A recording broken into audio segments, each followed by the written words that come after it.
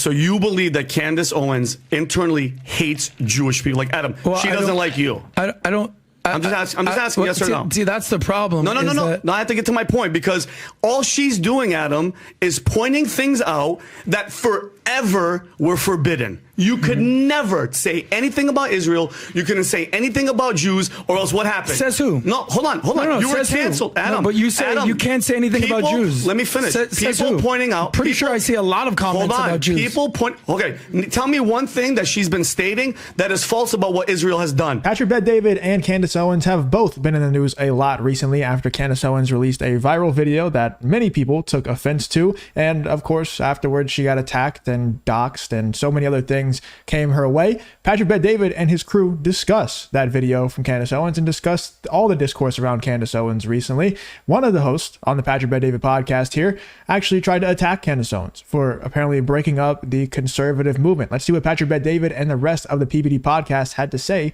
about Candace Owens. Now, Candace, real quick, I think this is a complete emotional, nonsensical, illogical, irrational response to what happened with Ben Shapiro and the Daily Wire. Because besides Israel, think about it for a second. You know, we just talked about Reagan and 80%. Ben and Candace are very aligned. They're conservatives. They believe in God. They believe in traditional family values. You can go down the list. Boom, boom, boom, boom, boom. And you can notice the reason why they actually aligned in the first place. But this one issue drove such a wedge, and now they're enemies. And we've seen... Well, because it's very obvious. Their allegiances aren't to the same place, man. Like, it's very, very obvious. And Adam is also a member of Ben Shapiro's favorite people. So that's why it makes sense that he would take offense to what Candace Owens has to say. And look, I'm not for being hateful to any certain group of people just because they are that group of people. People should be judged. It sounds so cringy, but they should be judged on who they actually are. You know, their merits and their actions, their morals, their principles, things like that. Not where they came from or anything like that, their race or anything. So I disagree with that. But also at the same time, the reason why Adam takes such offense to what Candace Owens is saying is because he's also a member of the group of people that Candace Owens is trying to criticize, and that she realized very quickly that you're not really allowed to criticize, that being Ben Shapiro's favorite people.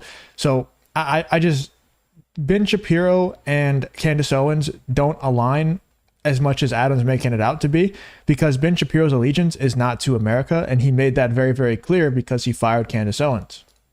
Countrymen become enemies before, and that's why they have civil wars. So what's happening right now is that her emotions are getting the best of her. And my question to Candace, who I think is a very logical actor who is completely acting illogically, is where do you want to go from here? How many allies, friends do you want to distance yourself from? Because we already know that she has no friend of the woke left, the progressive. 80% of black people don't even like Candace. I actually was a fan of Candace. I think she hit the nail on the head with BLM, with feminism, with COVID, a lot of stuff. But then what happens is there's a difference between having brains and having hubris. And hubris is having excessive pride, and everything I say turns to gold. Well, not really. Because what happens is you basically fractured the conservative party, because the Charlie Kirks of the world, the Ben Shapiros of the world, they're actually overwhelmingly pro-Israel. So now Candace is going to find her point in who's her audience now, because she's a Well, that's the exact reason why I and so many other people respect what Candace Owens did, because she is sacrificing a lot of her audience. She is, sacrificing a lot of money, to be honest. Like she's getting rid of a lot of money that she could have been making if she just stayed the course, just continue to support the same exact people that her bosses are telling her to, and just not question anything, continue to support that. She could have made a lot more money. It was a lot safer of an option. And she chose to not do that. She chose to not just choose the safe option. And that's why I respect it so much. That's the exact reason why. So what Adam is saying is true. She's not really going to have a home on the woke left or on the anti-woke right. But she is going to have a new home in the people who are out there actually free thinking, not just assigning themselves to a certain side and then just blindly following that side. What Candace Owens is doing is asking questions that most people who are in this space are way too scared to ask. And that's why I respect it so much. And maybe you disagree in the comments. Maybe a lot of you guys don't like Candace Owens for what she's doing. And, I'm not saying she's completely hitting the nail on the head every single time. I just respect somebody who's asking questions that most people are too scared to ask. That's all. abandoned the left. She's abandoned the moderates. She's abandoned the conservatives. She's going to find herself in a very weird void where she's now the new Kanye befriending Nick Fuentes, who, by the way, doesn't like black people, Candace. And you're going to find yourself basically aligning with the Islamists, who also are not a fan of Christianity. So I feel like she's completely lost her way. And my hope for Candace, who I have respect for, is that she can find her way and walk this back. Because even the craziest anti-Semite in the last couple of years has been Kanye, had to basically come out and say, sorry, guys, I was actually bipolar, my bad, and had to do an apology tour. I think, yeah, you know why he had to do that is because he said certain things about Ben Shapiro's favorite people, and then his bank accounts got taken away. That's why he had to do that, because his life got absolutely ruined, because that's what happens whenever you do things like Kanye or Candace Owens did. And it kind of proves their point even more whenever that happens. I don't understand how people can't grasp this. I feel like people are just playing dumb. And I think I'm supposed to just go along with it, but I'm not really able to do that. It's not in my blood. I just can't. Candace is better than that. I hope she does better. Let me ask you a question. You think Candace hates Jews? You think she's anti-Semitic? I don't think she did, but now she probably does. And okay, so you believe that Candace Owens internally hates Jewish people? Like Adam, well, she doesn't like you. I don't. I'm just asking yes or no. See, that's the problem. No. I have to get to my point, because all she's doing, Adam, is pointing things out that forever were forbidden. You could never say anything about Israel. You couldn't say anything about Jews, or else what happened? Says who? No, hold on. No, you were canceled, who? Adam. No, but you say Adam, you can't say anything about Jews. Let me finish. Says people who? pointing out. Pretty sure I see a lot of comments about Jews. People point. Okay, tell me one thing that she's been stating that is false about what Israel has done, or Benjamin Netanyahu has done, or hold on a second, or Vinny's so based, man. I love Vinny, dude. He's a great co-host for this podcast, and he's spot on, dude. What do you mean, who says you can't criticize them?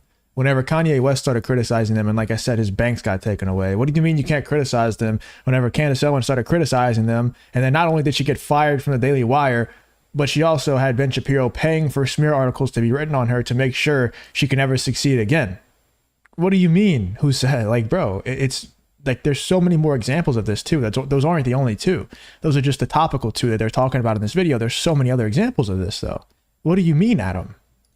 the USS Liberty, and I'm sick and tired of people, and I know you said this, it was 50 years ago. I don't give a shit if it was 200 years ago. The fact that they attacked and killed 34 American soldiers and got away with it, that's an act of war, Adam. Let's just be honest with each other, okay? At least with X, we can hold on, I'm almost done. We can have a conversation where she can have Andrew Tate, where she can have a Zionist, and we can have a conversation and a debate, okay? And I believe that there's a huge misconception that the moment you criticize what Israel does as a nation, you are a freaking anti-Semite. That's why they push that bill in Congress. It's BS. And they get away with a lot, Adam. I don't know if you guys noticed this. A couple weeks ago, Israeli soldiers were on camera raping Palestinian prisoners, detainees. Okay, I sent it to Rob. Okay. I sent it to Adam. Am I anti-Semite now? Because I'm proving that not only did they not get in trouble, Israelis came to the prison and rioted to get those soldiers out, and then the soldiers were released, and one of them was on camera saying, "Yeah, we did it." And what? So here's my point, Adam. Just because you want to criticize a certain... Adam, people criticize the United States all the time. I criticize, as a veteran, George Bush Jr. and the act of disgustingness that he did with 9/11 and freaking Iraq and weapons of mass destruction. Why do you think they don't? Why do you think... So, did you read the book Israeli Lobby? I'm almost finished. Okay.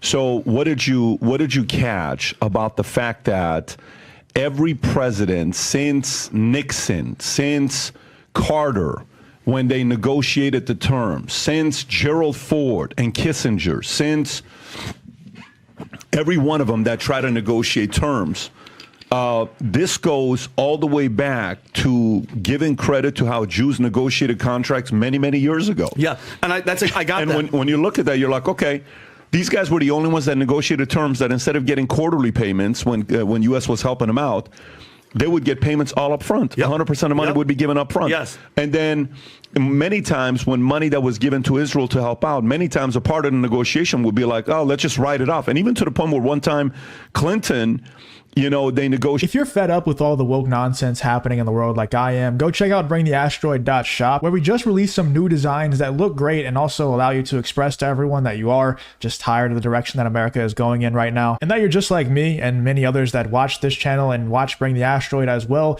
and you just want it to go back to how it used to be. Check out bringtheasteroid.shop. We are limited on supplies for this drop, so if you want one, I would suggest that you go ahead and act soon. Let's get back to the video. Something, and they didn't follow what Clinton asked them to do, and they wanted Clinton to go out there to kind of commemorate and say, hey, we're doing this. He said, I'm not even coming. Forget about it. You guys do it on your own, right?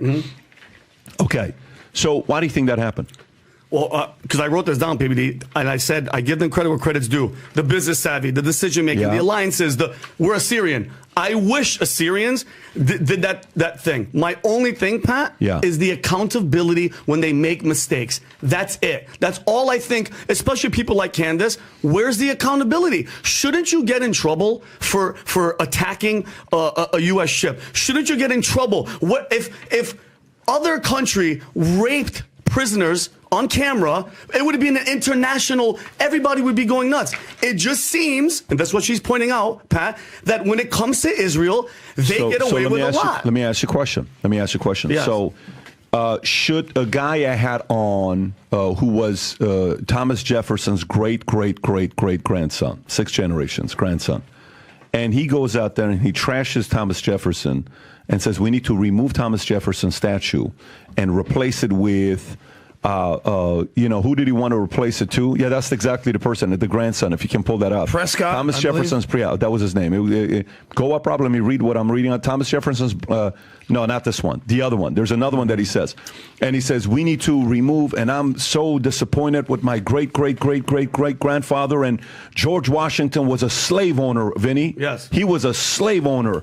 And because of that, we need to do this. What do you say to blacks that say George Washington was a slave owner? And we need to teach that to our kids in America that are going to school. What do you say to that? I 100% say you say everything truthful and honest, because that's how we got where we got. Yeah. And that's history. Yeah. And you can't run or hide from the history, and taking down a statue isn't going to take away the fact that these people did what they did. Is it for educational purposes only, or what do you want to do with it? Because we have a pretty ugly history as well. Disgusting. But what do you want to do with our history?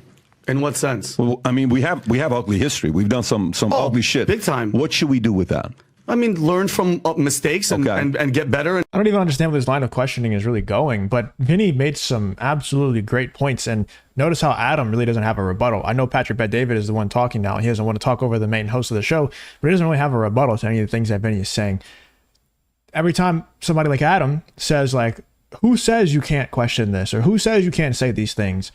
It's very, very easy, if you have any knowledge of the situation, to bring up some examples of who exactly is saying that. You know, you have Thomas Massey saying that they basically run, the government. Everybody has a handler, stuff like that, man. Very obvious. There's so many examples. Let me know in the comments what you think about what Patrick Bet-David and his co-host on the PBD podcast had to say about Candace Owens and the whole situation going down with her. It's getting interesting. It seemed like the Candace Owens situation calmed down for a minute, but now it's getting a whole lot more interesting and heating up again. Let me know in the comments what you think about this whole Patrick Bet-David and Candace Owens situation.